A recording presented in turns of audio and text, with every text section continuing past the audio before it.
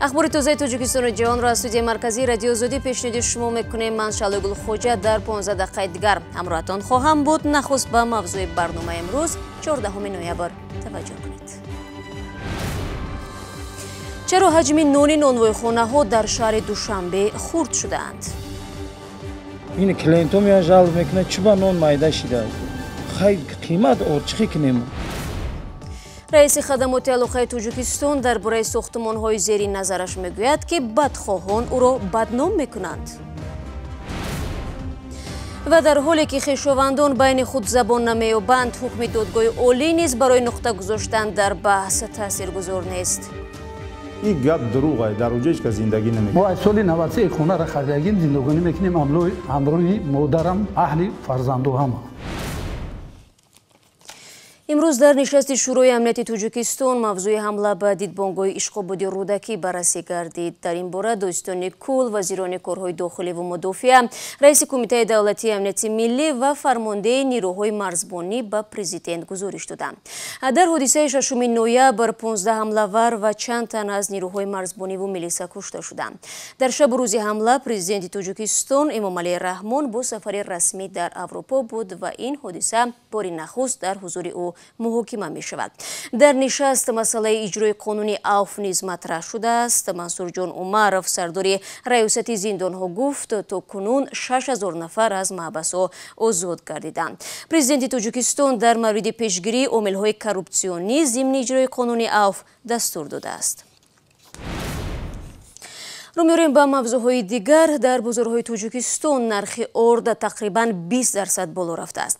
ساکنان کشور عادتاً دسترخوان خود را بی نان تصور کردن نمی‌توانند. بنابراین کمترین تغییرات در نرخ ارد شکایت آنها را در پی دارد. در یک سال اخیر بار ششم است ارد گران می‌شود. مقامات رسمی هم بارها تاکید نمودند که عامل‌های بیرونی و داخلی سبب افزایش قیمت‌ها می‌گردند. این بار بود قیمتی از کجا می‌وزد؟ از گزارشی افسانه‌ای اکبر شو میفهمیم. اخیراً قیمت یک خلطه ارد 50 کیلویی در حدود شهر دوشنبه 40 تا 50 سومانی افزوده به مرز 220 سومانی رسیده است. افزایش به یک باره قیمت ارد موج ناراضگی ساکنان را به بار آورده است. زیرا ارد از محصولات نیاز هر روزه مردم است و گرانشوی آن ضربه به جیب خانواده ها زده است. پیشترک 180-70 سوم میگرفتیم. خیلی شد 220 سوم شده. گرانشوی قیمت ارد گندمی دکان‌های نانپزیر را نیز به مشکل روبرو کرده است. درآمد از نان فروشی به مراتب کاهش یافته، نانپزها راه‌های دیگری مطابق شدن به قیمت نوی ارد را جستجو دارند. این کلینتون یا جلب میکنه چه با نان مایده شده خیلی قیمت ارچخی کنیم.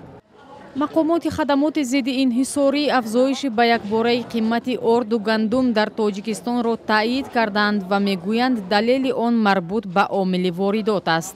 تقریبا در یک سال از 700 تا 1 میلیون تن گندمی که از جمهوری قزاقستان وارد می شود و در جمهوری تاجیکستان کار کرد می شود به ارد تبدیل داده می شود. یعنی نرخ ارد تحت تاثیر نرخ گندم در جمهوری قزاقستان می باشد. نسبت به سال گذشته نرخ گندم در جمهوری قزاقستان بیش از 20% افزایش یافت. مقامات اداره ضد انحصاری دولتی به خاطر پست کردن شدت بالاروی قیمت ارد و گندم محصولات ذخیروی خود را با قیمت‌های پایین‌تر از بازار آزاد به فروش برآورده است. اگنتی ذخیره‌های مادی از حکومت جمهوری تاجیکستان و کارخانه واحد دولتی استحصال، خرید، ذخیره و فروش محصولات نیاز اولیه شهر دوشنبه اینها به واسطه ارد و گندم وارد میکنند، کارکرد میکنند و در بازار با نرخ‌های ارزانتر میفروشند. تاجران در بعضی نقطه‌ها ارد قبلا وارد کرده را با قیمت‌های پست‌تر به فروش گذاشتند، اما انتظار می‌رود با ختم شدن ذخیره‌ها قیمت ارد در ارد فروشی‌ها بالا می‌رود. شما برنامه خبری رادیو آزادی را تماشا دارید. بک صبور رئیس خدمات علاقه و خدای رئیس جمهوری تاجیکستان که پیوسته برای فعالیت‌های تجارتی و محدودیت اینترنت تنقید می‌شود، این دفعه سببی به کندی پیش رفتن ساختمان بزرگ منزل‌ها در محله زرافشان پایتخت را توضیح داد. هرچند قانون‌های تاجیکستان به صاحبکاری مشغول شدن منصبداران دولتی را منع کرده است، این ساختمان یکی از تجارت‌های بک صبور و خانواده‌اش گفته می‌شود. مقامدار تاجیک امروز در در محل ساختمان ناتمام بینای سیاوشیانه به چند سال سروینازی روح‌الله پاسخ داد. این محله زرافشانی پایتخت است و در اینجا ساختمان بیناهای استقامتی بلندآشانه که با نام بیناهای بکصبور معروف است ادامه دارد. ولی با گذشت 2.5 سال خریداران این خانه ها از آن نگرانی میکنند که آنها نمیتوانند خانه های خود را تعمیر کنند و داخل آن شوند، چون خانه ها یا خود بنا هنوز ناتمام است. ولی مالکان این شرکت میگویند که برای این مثلا سبب دارند و هنوز خود مردم هم مبلغ های خانه را پورا پرداخت نکردند. این خونه را گرفته در مسکو او بیشتر اینوستر ما آوردن میشه که خوبه باشه باید شما میسپرده تو ما رو همینجا آوردی این آدمو 80-90 فیش نسپرده اون نرخ یورو دادن اول ارزانه بس شما نسپرده. اسم بکصبور رئیس خدمات علاقه تاجیکستان بعد از چند مدت دور شدن از صفحه‌های مطبوعات تاجیکستان و یا شبکه‌های اجتماعی دوباره در پی بنیاد خانه‌های بلندآشانه ناراضگی خریداران و شکایت ساختمانچیان پیدا شد. ساختمان بزرگ منزل‌ها از طرف شرکت کامل 2010 در محله زرافشانی پایتخت یکی از تجارت‌های بکصبور و خانواده‌اش گفته می‌شود. خودی او میگوید مشغول شدن به تجارت خانه برای پست کردن شدت اجتماعی به بیخانه‌ها در کشور است. در برابر ساکنان ناراضی که این خانه‌ها را خریدن، همچنین یک گروه از ساختمانچیان این بنا هم از سری وقت پرداخت نشدن معاششان نگرانی کردند. یک گروه آنها به رادیوی آزادی شکایت کردند که با گذشت 6 ماه هنوز نتوانستند حق مزد خود را بگیرند. خورگارو شالکش مو باید بینی لیستی سر شک شد باید که 35 شیل باشد 12 اون ایسر گرفته صوف کده برای چی سومی اموده ما رو ندادن. در همین حال برخی از ساکنان یا صاحبان این منزل ها با دیدن یک چند ساختمانچیان در این بنا امیدوارند که روز به خانه های خود می درآیند و آرزویشان عملی می شود. اگه ساختمانش خودشون اگه گفتن که اگه موافقی همه شرایط موافقی همه کارگرو با فکر من که و همین نزدیکی با این ساختمانی که جهاز کارش رو رفته ایستاده است تستر بوچویش در نظر است. در سالهای آخر ساختمان منزل در تاجیکستان زیاد شده در مناطق مرکز و کناره‌های پایتخت بلندآشانه‌ها قامت افروختند. برخی ساکنان میگویند که اوج ساختمان منزل مشکل کمبود خانه به ویژه منزل‌های ساختی نو و زمانوی را جبران می‌کنند، ولی ظاهراً نه همه ساکنان از ساختمان‌های نو راضی هستند، به ویژه از صفت ساختمان منزل‌ها و هم مکان انتخابی ساختمان بلندآشانه‌های نو. سروینازی روح‌الله، شهلای عبدالله، آزادی، دوشنبه. اگرچه صحبت سروینازی روح‌الله با بکصبور راجع به خانه‌های نو ساخت بود، اما طبق مشاهده‌ها در تاجیکستان اطراف منزل‌های کهنه نیز گاه بحث‌ها تیز و تند است. با توجه به آنکه مسئله تامین ساکنان با منزل از مشکل رقمی 1 دانسته می‌شود، بعضاً حتی بین خویشاوندان عملیات قلابی صورت می‌گیرد. دلیل این گفته‌ها قهرمان‌های باز هم گزارش سروینازی روح‌الله و شهلای عبدالله می‌باشند که حتی حکم دادگاه عالی نیز نتوانست به بحث دوامدارشان نقطه گذارد. با گذشت 8 ماه از رسانه‌ای شدن شکایت یک عائله عبارت از 23 نفر در دوشنبه که زیر خیمه زندگی داشتند، بحث آنها با جانب دیگر پیچیده تر شده است. یکی از طرف‌ها میگوید حکم دادگاه عالی تاجیکستان نیز مشکل را حل نکرد. این خانواده ماهی مارت امسال گفته بودند که یکی از نزدیکان منزلشان را از خود کرده آنها را در بیرونی در گذاشته است. حالا خانه را به نفر دیگر فروختند و مالک نو از خانواده 23 نفری خواسته است که خیمه خود را کنند و حدود منزل او را ترک کنند. هر 3 نفر به حق بودن خود پای فشاری دارند و دلیل پیش می آورند. ما با یگام کس نفروختیم. این گپای بر دروغ قانون است. برخلاف قانون گپ میزند. این بچه‌ها را برای فریب درآورده هم کارو کرده است. در گزیده جمهوریت دادگی میتو ما از سال 93 خونه را خریدیم، زندگانی میکنیم همراه مادرم، اهل فرزندوام. اما با گذشت چند ماه جانب دیگر همه این گفته ها را رد کرده با پیشنهاد سندهای رسمی خود را حق میشمرند. خانه در سودا موندگی بودن. خانه را وقتی اومدیم سودا کردیم طبق چیزی بازار سودا کردیم. ما مثلا 4,410,000 سومانی قطعی اومده روزی 27 فوریه سال 2014 خریداری کردیم و یگان بحث بین ما نبود، یگان مونگی بین ما نبود، بین خویش تباری وای کردن. او کس فقط در مو گپ زدن که همین تا ماه می ایون درسوی فرزندای ما تموم میشه، من اونجا فرزندامو میگیرم میرم، بعد ای سال آینده در دیگه مکتب میمونم. شما یگان مونیا نبود در ما باور کردیم برای خش توار بودنش.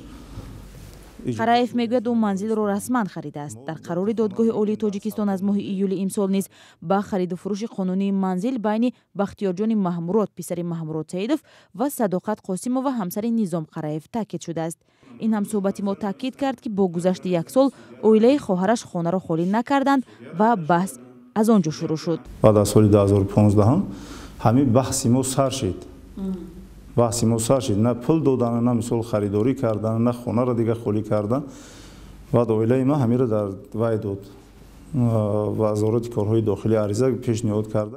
وای با پیشنهادی سنده که در آن بختیارجان محمورات پسر محمورات سعیدов که به حیث وکالتدار گنرالی با این خانه بوده است دستخط نوشته وعده کرده است راضی هستند مال و ملک این منزل را بدون یگان دعوا به صداقت قاسمov و همسر نظام قاسمov خواهند سپارید.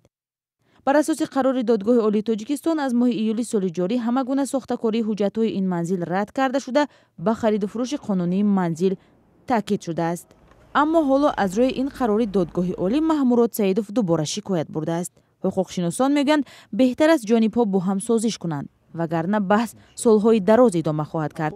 محمورات سعیدов میگوید هیچ سازشی را قبول ندارد. بحث منزل در تاجیکستان از موضوعهای داغ دانسته می شود. هر سال اهالی تاجیکستان می افزاید و رقابت ها برای یک پارچه زمین و مکان زیست شدیدتر می شود. ظاهراً بحث منزل و ساختمان بناها خیلی وسیع‌تر از گزارش‌های امروزه میباشد و همکاران ما در دوشنبه و دیگر شهر و نواحی تاجیکستان این موضوع را پیگیری دارند و روزهای آینده باز هم در این باره صحبت خواهیم کرد. تا آن زمان شما میتوانید فکر و نظر خود را به سامانه آزادی زیر نشانی www.azadi.org ارسال نمایید. آب در کوزه و ما تشنه لبان میگردیم و یا جایی که آب نیست زندگی نیست. به همین مضمون دو کارگردان جوان توجیک فیلم مستندی را نواربرداری کردند که از عذاب بی‌آبی ساکنان یک منطقه تاجیکستان قصه میکنند. امردین اولیموف میگوید مؤلفان امیدوارند که فیلم آنها برای حل مشکلات صدها نفر در ناحیه اسفره مساعدت خواهد کرد. ساکنان شهرک شوراب در شمال تاجیکستان از آب تنقیصی میکشند. شهرکی که در 30 سال پیش زیاده از 30,000 اهالی داشت، امروز همگی نزدیک 2,000 نفر ساکن باقی مانده است. مشکل آب اکثر ساکنان را مجبور کرده است که ترک خانه های خود کنند. در زمان شوروی این کار کرد شد و از بارخ آبی دلیر امامعلی و دلاشوب عارفزاده تلاش کردند در فیلم مستند مشکل ساکنان شهرک شوراب را بیان کنند. همیشه آرزوی من بود که شوراب و تباشه را ببینم و وقتی که دیدم ما سرمون این فکر بود که یک وقت امکان شد ما فیلم مستند بسازیم درباره این شهرک و همین گونه مبلغ گذار پیدا شدیم و این فیلم ساختیم. مؤلفان با ثبت و نمایش این فیلم تلاش کردند مشکل مردم شهرک شوراب را به نمایش گذارند تا این شهرک زمان افسانوی به آب تامین کرده شود. اثر نو در آنجا زراعت‌ها رویند و مردم با آب تازه آشامیدنی دسترسی داشته باشد. موضوع داغ روز است. یعنی که خیلی دیدم از نارسایی آب اهالی خیلی عذاب میکشد و باید در دل آنها را شنید. 10 روز تقریبا قطعی مردم زندگی کردیم اول تا اون که ما ثبت کنیم قهرمان‌های معین کردیم زیاده از 100 نفر که صحبت کردیم و بسیار جالب بود. موضوعهای جالب خیلی زیاد است در این شهر. فیلم شوراب الکی به چند فستیوال بین المللی دعوت شده است و قرار است آن را در خارج کشور به نمایش گذارند. و برنامه امروز رو با پیام یک کاربر آزادی ویدیو با نام خورشید کریم به پایان میرسانیم که با چنین مضمون به رقم رادیوی آزادی فرستاده است. نه از زنجیر، نه از زندان و نه از دار میترسم. من از نالیدن یک مادری بیمار میترسم. با امید سلامتی مادران و فرزندان غریب شما را در پناه خدا میسپاریم. تا صحبت بعدی بینندگان عزیز شما میتوانید شبانه روزی خبرهای تازه را از وبسایت رادیو آزادی بخونید. اگر میخواهید گزارش‌های روز و جالب را تماشا کنید پس به آزادی ویدیو کانال مخصوصی ما در یوتیوب بروید. من باشم فردا در نوید بامدادی منتظر شما عزیزان خواهم ماند. خدا نگهدار.